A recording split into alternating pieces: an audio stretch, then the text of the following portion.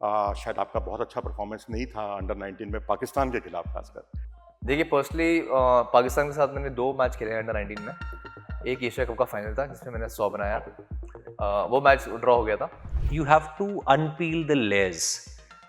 Actors क्यों खास होते हैं? क्योंकि एक्टर्स की ये स्पेशलाइजेशन होती है, वो ऑन कॉल ऑन टेक कोई भी एक इमोशन ले आते हैं। आपको ओपन अप करना इतना एक टफ चैलेंज था।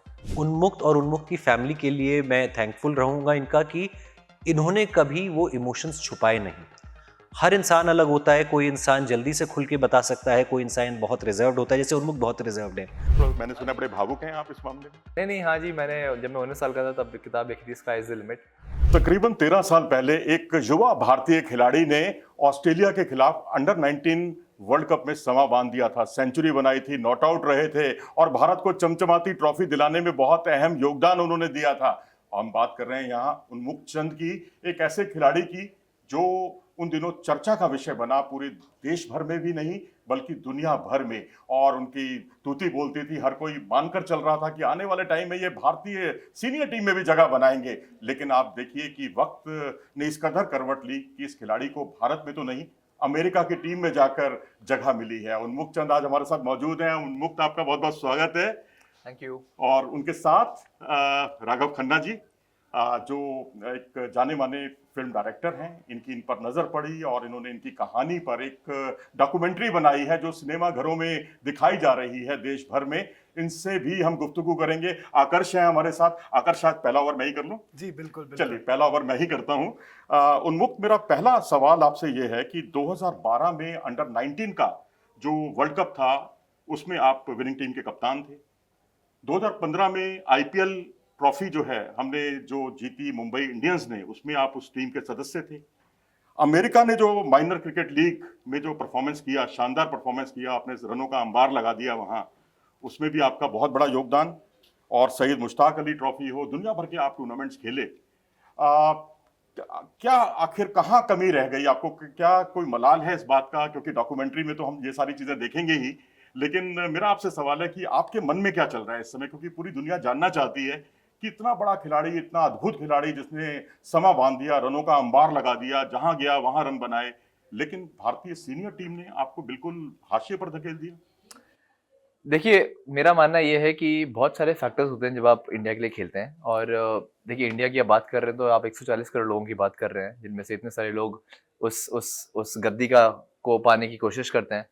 स्पॉट्स 2 ही रहते हैं, अगर मैं ओपनर हूँ तो 2 ही स्पॉट्स हैं। तो ऑब्वियसली बहुत सारी चीज़ें फैक्टर्स इन करती हैं जब आप का सिलेक्शन होता है। मेरा मानना एज अ क्रिकेटर यही है कि मेरा काम है परफॉर्मेंस करना और करते ही रहना, और वही मेरा काम है, वही मुझे रोज उठ के करना है। कभी कोई चीज़ आपके हित में जाती है, कभी कभार नहीं जाती, और यही एक कहानी है हर क्रिकेटर की। कभी कभार आप उसको नेक्स्ट लेवल तक लेके जा पाते हैं, कभी कभार नहीं ले जा पाते, और कभी कभार परफॉर्मेंसेस भी ऊपर नीचे हो जाती हैं, जो कि सबके साथ होता है। आई थिंक किसी भी क्रिकेटर की अगर आप बात करें तो किसी के साथ भी ये हो सकता है। तो और यही आपको शायद जो हमारी मूवी है अनब्रोकन, उसमें भी देखने को मिलेगा कि किस ढंग से एक क्रिकेटर की जर्नी रहती है, एक स्पोर्ट्समैन की जर्नी रहती है। आपको हाइज भी मिलते हैं, लोज भी मिलते हैं, बट एज अ क्रिकेटर आपका काम है कि आप उस जर्नी पे लगे रहें, कोशिश करते रहें, और अगर आपकी सच्ची मेहनत है तो आप ज़रूर एक दरवाज़ा बंद होगा तो दूसरा दरवाज़ा ज़रूर आपके लिए खुलेगा। तो यानी आपके लिए दरवाजा खुला 7 समुद्र पार अमेरिका में। देखिए, वो चीज़ें हम बहुत सारी चीज़ें प्लान कर सकते हैं, बहुत सारी चीज़ें प्लान नहीं कर सकते। हमारे हाथ में जो चीज़ें हैं वो हमको अच्छे से करनी चाहिए, पूरी कोशिश करनी चाहिए कि हम दिल से पूरा दम लगा के उसको हासिल करने की कोशिश करें। लेकिन बहुत सारी चीज़ें आपके कंट्रोल में नहीं होती, और शायद जब 2021 में मैंने अमेरिका गया मैं, और अब मैं वहीं रहता हूँ, और वहीं से यूएसए खेलने के लिए मैं लगा हुआ हूँ, कोशिश कर रहा हूँ। तो एक नया रास्ता खुला मैं कहूँगा, और उसी के पीछे अब मैं पड़ा हुआ हूँ। उसी के लिए मैं जो भी मेरी जो ट्रेनिंग है, सब कुछ है, अब वो मेरा नेक्स्ट गोल है, और इसी की तरफ मैं आगे बढ़ता रहूँगा। राघव जी, मेरा सवाल अगला आपसे है। अनब्रोकन, ये जो स्टोरी का आइडिया है, हाउ डिड दिस हैपन? ये सब how did it all come through? कैसे आपको आइडिया आया? आपने उन्मुक्त को कैसे अप्रोच किया? Take me through. लाखों लोगों की तरह मैंने भी उन्मुक्त को 2012 में देखा, वो शानदार world cup, under 19 world cup जीतते हुए। और कुछ सालों बाद जब ये न्यूज़ आई कि उन्मुक्त रिटायर कर गए हैं इंडिया से, वो भी एक भी मैच सीनियर टीम के लिए खेले बिना, तो मुझे लगा यहाँ कोई कहानी है। मैंने इन्हें सोशल मीडिया पे रीच आउट करा, और कुछ ही हफ्ते बाद ऐसा एक हमें चांस मिला कि मैं यूएस में था किसी काम से, मैंने कहा उन्मुक्त मैं आपसे मिलना चाहता हूँ, जो आमतौर पे 1-2 घंटे की मीटिंग होनी चाहिए थी, हम दोनों ने पूरा दिन साथ स्पेंड करा। उस टाइम मैंने इन्हें कहानी नरेट करी जो मेरे दिमाग में थी। जब आप डॉक्यूमेंट्री बनाते हैं तो आपके पास पूरी स्क्रिप्ट नहीं होती, एक आपका इंट्यूशन होता है, एक अंदाज़ा होता है, एक लगता है कि ये कहानी इस तरफ जा सकती है, और कहीं ना कहीं हमारा वहाँ तालमेल बैठ गया। दोनों दिल्ली से हैं तो एक कॉमन ग्राउंड भी था। उसके बाद अगले 2.5 साल तक उन्मुक्त और उन्मुक्त की फैमिली के साथ हमने ये फिल्म शूट करी। अब ऐसा नहीं है कि सारा दिन शूट करी, बट एक डॉक्यूमेंट्री बनाते हुए आपका बहुत वक्त जाता है रिसर्च में, राइटिंग में, आर्काइव्स लाने में, एडिटिंग में, और साथ साथ शूट भी चलता रहता है, तो ये सारे प्रोसेस साथ साथ चलते हैं। मगर एक चीज़ जो शुरुआत से मेरे लिए क्लियर थी कि ये कहानी बेशक उन्मुक्त की हो, ये कहानी क्रिकेट जगत में चल रही हो, मगर इसका जो इमोशनल कोर है, इसके जो अंदर की भावना है इस कहानी की, वो सबसे रिलेटेबल है। एंड उन्मुक्त while shooting being a sports person, आपका कैमरा से कोई इतना बैकग्राउंड था नहीं एंड कैमरा पे इतना वल्नरेबल होना, how were you comfortable with it, how did you process it? आप अभी जैसे बताया कि you had a conversation in US, आपने पूरा दिन साथ बिताया, तो क्या हिट किया, क्या चल रहा था आपके दिमाग में?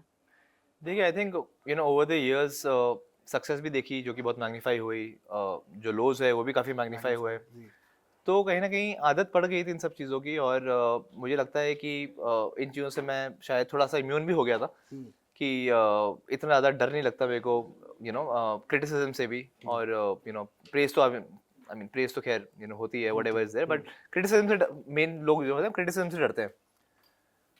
आई फील कि ये एक, जब राघव ने मुझे स्टोरी नरेट की, तो एक ये बहुत अंडरलाइंग चीज़ है किसी भी स्पोर्ट्समैन की जर्नी में, कि जब आपके साथ सक्सेस मतलब, या जब आप उतना अच्छा नहीं कर पाते, तो आप कहीं ना कहीं अपने आप को थोड़ा सा लोगों से दूर कर लेते हैं, अपने एक शेल में चले जाते हैं। बिल्कुल। और मुझे लगता है कि ये एक मेंटली आपकी मेंटल हेल्थ को काफ़ी इफेक्ट करती है, वो चीज़ आपके रिलेशनशिप को इफेक्ट करती है। काफी इफेक्ट करती है। तो मुझे लगता था कि जब राघव ने मुझे ये स्टोरी सुनाई, कि यार यहाँ पे अगर मेरी स्टोरी के थ्रू लोगों को ये संदेश मिले कि इवन दो सेटबैक्स आएंगे ज़िंदगी में, आपको हार नहीं मारनी है और आपको डरना नहीं है अपने आप से। क्योंकि देखिए, ये एक ऐसी चीज़ है जो, चाहे आप क्रिकेट की बात करें या बाकी किसी भी फील्ड की बात करें, ये हम सब इन चीज़ों से गुजरते हैं। और अगर हम लोगों को कोई दिखता है कि ये नहीं यार, इसने अपनी जर्नी में कभी हार नहीं मानी, ये हमेशा कोशिश करता रहा, इवन दो चीज़ें इसके हित में नहीं गई, लोगों को ऐसा लगता था कि मेरी स्टोरी से कि मैं इंडिया खेल जाऊंगा, लोगों ने मुझे विराट कोहली से कंपेयर किया, बट वो चीज़ें नहीं हुई, तब भी वो लगा रहा और उसने अपना नया रास्ता अमेरिका जाके बनाया। तो मुझे लगा कि हाँ यार, इससे लोग इंस्पायर ज़रूर हो सकते हैं। और भले शायद उसके चक्कर में मेरी निजी लाइफ भले एक्सपोज होएगी on screen, but I think I am fine with it, because I think in a larger cause it's a good cause what is happening. जी। चलो उन्मुक्त, आप शुरुआत आपकी जो एलबी शास्त्री एकेडमी से हुई, और उससे पहले भी सुना कि आप लोग खेलते थे, और वहां जाकर आपको एक नई दिशा मिली संजय भारद्वाज की एकेडमी में। तो क्या हम इस फिल्म में, मतलब मैं पूरा आपसे पूरी फिल्म की कहानी तो नहीं पूछूंगा, लेकिन उसमें क्या आपको जो आपका जो इनिशियल प्रैक्टिस सेशन था, तब से लेकर वो जर्नी भी है उसमें, क्या क्या आप उसमें हाईलाइट किया? आपके चाचा जो खुद बहुत एक्टिव रहे और आपको आगे बढ़ाने में उनका बहुत बड़ा योगदान रहा, किस किस को हम देखेंगे इस फिल्म में? देखिए, ये फिल्म जो है वो डेफिनेटली पूरी स्टार्टिंग से है, जिस ढंग से क्रिकेट खेलने की शुरुआत हुई, और जिस ढंग से मैंने क्रिकेट खेलना शुरू किया, जो एक वेरियस स्टेप्स के थ्रू मैं गुजरा, अंडर 15, अंडर 17, अंडर 16, अंडर 19, और जो भी मेरी क्रिकेटिंग जर्नी है। But at the same time जैसे कि पेरेंट्स के नैरेटिव्स हो गए, और चाचा जिनका आपने जिक्र किया उनका हो गया, संजय सर का हो गया, तो ये सारे पर्सपेक्टिव उसमें आपको देखने को मिलेंगे।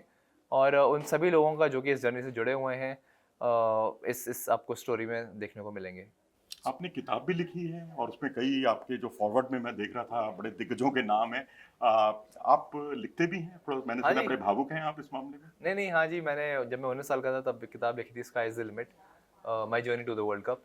और काफ़ी अच्छा रिस्पांस मिला in terms of, sir Viv Richards ने उसका फॉरवर्ड लिखा, राहुल द्रविड़ और सर संजय मांजरेकर उसके बुक लॉन्च पे थे हमारे साथ। तो आई थिंक वो भी एक मेरा, मैं हमेशा से लिखता हूँ। आप किताब में मेरी डायरी एंट्रीज भी देखेंगे, जब मूवी में भी देखेंगे आप। तो ऐसे ही वर्ल्ड कप से पहले एक सपना था कि यार ये किताब भी लिखूं, और इतना बिलीव था कि हम लोग शायद वर्ल्ड कप जीतेंगे, इसलिए 80% किताब वर्ल्ड कप से पहले ही खत्म हो चुकी थी, क्योंकि वो पूरी जर्नी के बारे में थी हमारी, कैसे हम 15 लोग डिफरेंट स्टेट से आए एक साथ, और कैसे हमने वो 3 टूर्नामेंट जीते वर्ल्ड कप से पहले, और इस वर्ल्ड कप को भी जीत के आए, और वर्ल्ड कप जीत गए, किताब आ गई। तो जी काफिला Raghav, I would like to ask a question to you कि जब हम ऐसे डॉक्यूमेंट्री बनाते हैं, a lot of scripting goes in, a lot of research goes in, and उससे एक बड़ा फैक्टर एक होता है कि आप एक स्टार का, एक ऐसे पॉपुलर फिगर की स्टोरी को डिग इन करने की कोशिश कर रहे हैं। उसकी सेवरल लिमिटेशंस है हर जगह से। तो how did you deal with it? आप जाके उनके स्टार्टिंग के कोचेस से मिले, या फिर आपने कैसे वो वल्नरेबल साइड, आप तो at the end of the day you are creating a documentary, you are creating a film, but the story is very emotional also from a lot of angles, so उसको आपने कैसे tackle किया?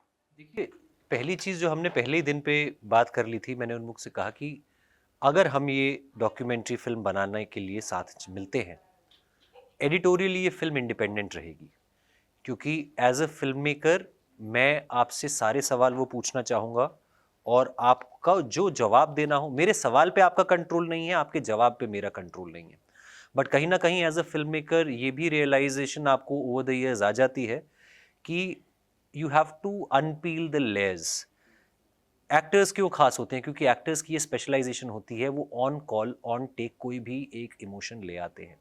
जब आप असली लोगों के साथ बात करते हैं तो आपको उसमें वक्त इन्वेस्ट करना पड़ता है, आपको समय देना पड़ता है, आपको पता लगता है कि इंसान की आंखों में देख के, उनकी टोन से जज करके कि अच्छा कहानी अभी और है, शायद आधा घंटा, एक घंटा, एक पूरा दिन, कभी कभी दूसरे तीसरे दिन इन्वेस्ट करना पड़ता है ताकि वो सच्चाई बाहर आए और दिल से बाहर आए।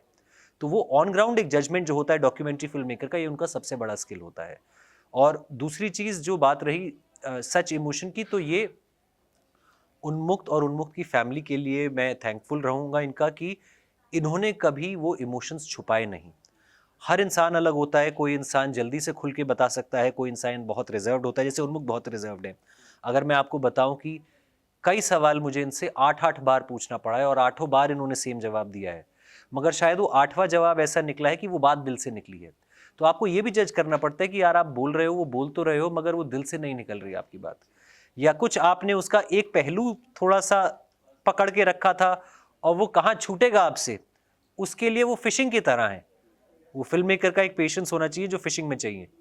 फिल्म मेकर की कहाँ से वो रॉ इमोशन आप हाँ। पकड़ के ला पाए।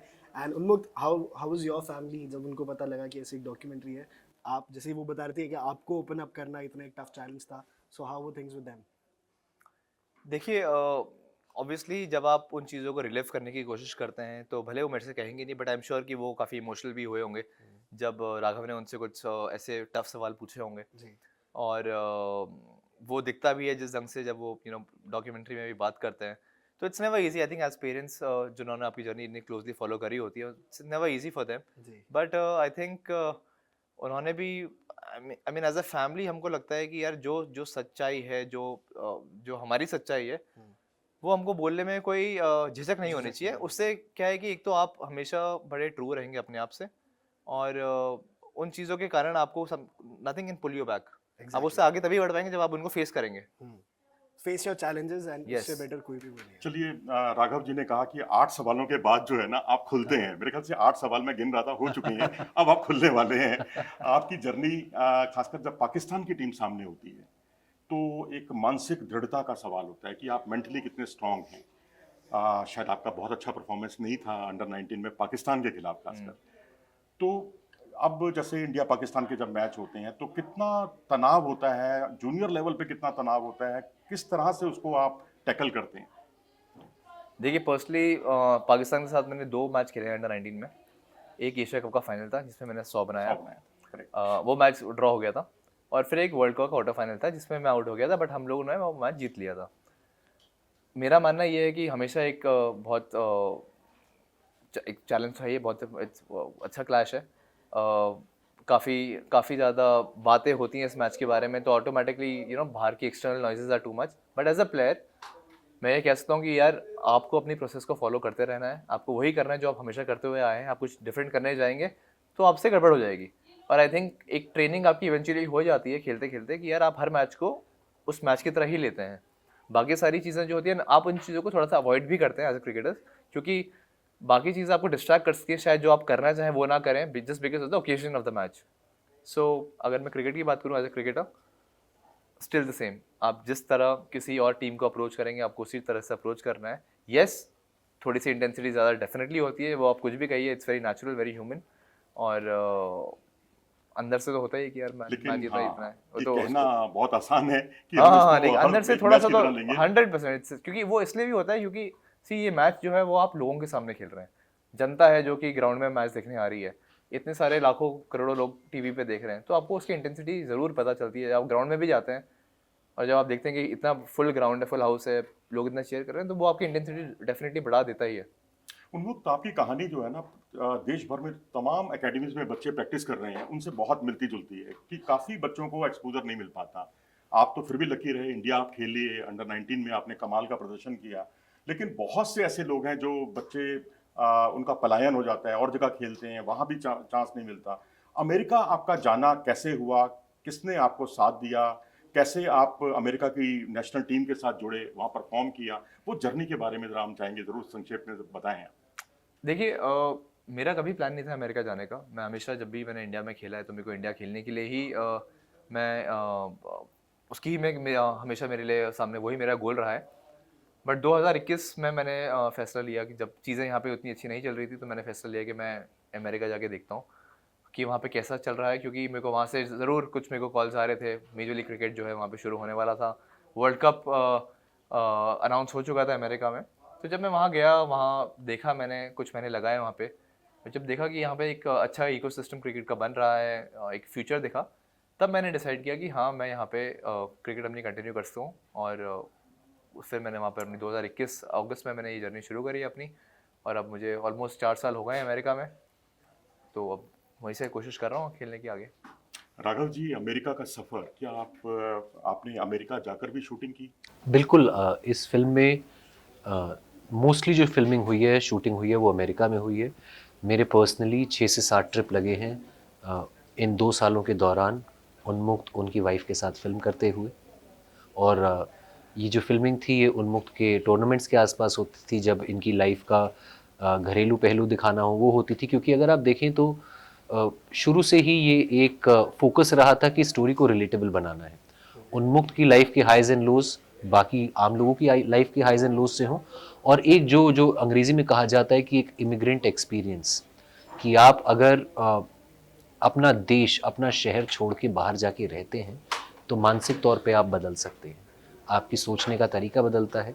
जो चीज़ें हम टेकन फॉर ग्रांटेड करते हैं अपने देश में, अपने घर में, वो बदल जाती हैं। क्योंकि देखिए, घर बहुत कम लोग मर्जी से छोड़ के जाते हैं, लोग जाते हैं बेहतर हालात, बेहतर आमदनी के लिए, और उसमें चैलेंजेस आते ही हैं डेली लाइफ में। तो एक क्रिकेटर के लिए भी वो अलग नहीं है। आप डॉक्टर हों, आप इंजीनियर हों, आप उन चैलेंजेस से रिलेट करेंगे जो आते हैं, खासतौर पे इंडियंस के लिए, जब हम एक अपना देश छोड़ के किसी और देश में जाते हैं। तो चलिए, चैलेंजेस की बात की है, मैं चाहूँगा आपके मुँह से कि भई ऐसे कैसे, कौन-कौन से चैलेंजेस आपको फेस करने पड़े अमेरिका में?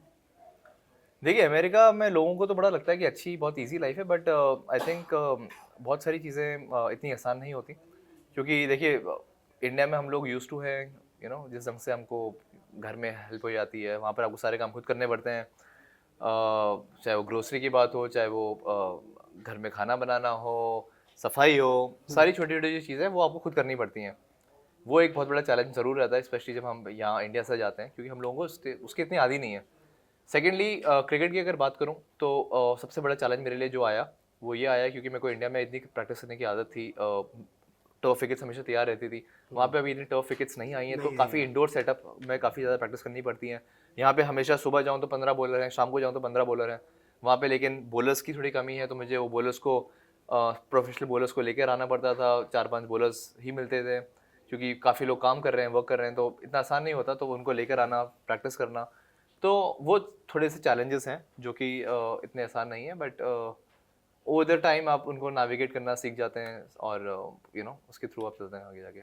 तो चलिए, आखिरी में जाने से पहले tell us about the documentary, कि आप अपने दर्शकों से क्या कहना चाहेंगे कि वो सिनेमा घरों में ऐसे देखें, क्या उनको ऐसा यूनिक एक्सपीरियंस मिलेगा from a film makers point of view, from a cricketers point इससे ऑफ जुड़ा व्यू? हुआ एक सवाल ये भी कि आपने अभी तक जितने भी फिल्में बनाई हैं, ये फिल्म उन सब फिल्मों से कितनी अलग है? क्योंकि ये बिल्कुल क्रिकेटर की कहानी पर है, और अभी तक आपकी किसी भी फिल्म में क्रिकेटर वाला मामला नहीं है।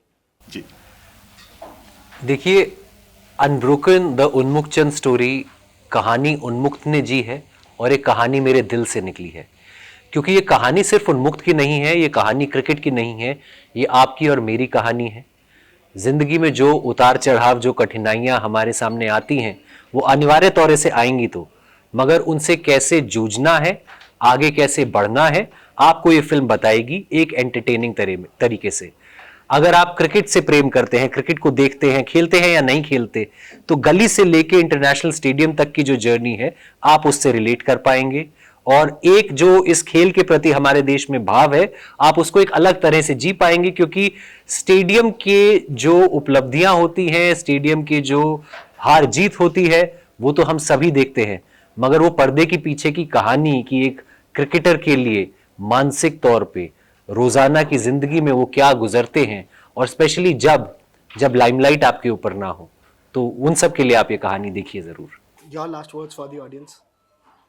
वेल मैं यही कहूँगा कि अनब्रोकन जो उन्मुक्त स्टोरी जो है वो इवन तो मेरी कहानी है जैसे कि राघव ने कहा, लेकिन इससे मैं चाहूँगा कि जो संदेश जाए लोगों को वो ये जाए कि life is not all only about success. और हम लोगों को लगता है कि जिस ढंग से हम लोगों को नापते हैं सक्सेस के, किसी को हम सक्सेस बोलते हैं, किसी को हम फेलियर बोलते हैं, but life is something in between. और ये जो इन बिटवीन फेज़ है इसको हमको रोज़ के बेसिस पे जीना होता है, और हमको कैसे आगे बढ़ना है ये हमको इस कहानी से शायद अगर प्रेरणा मिले तो आई थिंक मेरा काम एज अ क्रिकेटर पूरा हो जाता है, क्योंकि यही इस चीज़ को मैं बिलीव करता हूँ। मेरा मानना है कि रोज़ एक नया दिन है, नया सवेरा है, भले आपके साथ चीज़ें आपके हित में जा रही हों, चीज़ें आपके खिलाफ जा रही हों, हमको हमेशा एक बेहतर इंसान बनने की कोशिश करनी चाहिए, एक बेहतर आपकी जो भी काम करते हैं उसमें बेहतर होने की कोशिश करनी चाहिए, और यही आपकी लाइफ का एक गोल होना चाहिए, इसकी तरफ आपको बढ़ना चाहिए। और आई रियली होप कि ये कहानी लोगों को थोड़ा सा इंस्पायर करे कि वो अपने गोल्स को इसी शिद्दत के साथ लेकर आगे बढ़ें और ज़िंदगी में अच्छा करें। उन्मुक्त जी, आपने बहुत बड़ी बात कही, और मेरे ख्याल से हमारे जो नन्हे मुन्ने बच्चे या युवा जितने भी तमाम एकेडमीज में प्रैक्टिस कर रहे हैं, दिल्ली से खेल रहे हैं, बॉम्बे से खेल रहे हैं, वो अगर आगे बढ़ना चाहते हैं और खूब मेहनत करें, ये तो खैर मेहनत का तो कोई शॉर्टकट नहीं होता, लेकिन अगर आपको एक्सपोजर ना मिले या अगले दिन जैसा उन्मुक्त ने कहा कि एक नई सुबह का इंतजार करना चाहिए, कभी गिव अप नहीं करना, आत्मसमर्पण नहीं करना, ये एक बहुत बड़ी सीख है। जो कुछ हमें इनकी जो डॉक्यूमेंट्री जो इस समय सिनेमा हॉलों में दिखाई जा रही है, उसकी एक छोटी सी सीख इन्होंने बताई है, और इसमें और क्या क्या सीख है उसके लिए आपको जाना होगा सिनेमा हॉल। आप हमारे साथ जुड़े, आपका बहुत बहुत धन्यवाद राघव और उन्मुक्त। Wish you all the best, आप खूब तरक्की करें, और जब भी कभी अमेरिका टीम में कोई अच्छा परफॉर्मेंस हो तो हम भी मतलब भारतवासी भी कॉलर ऊंचे करके कहें कि उन्मुक्त चंद हमारे देश का खिलाड़ी है। Thank you so much.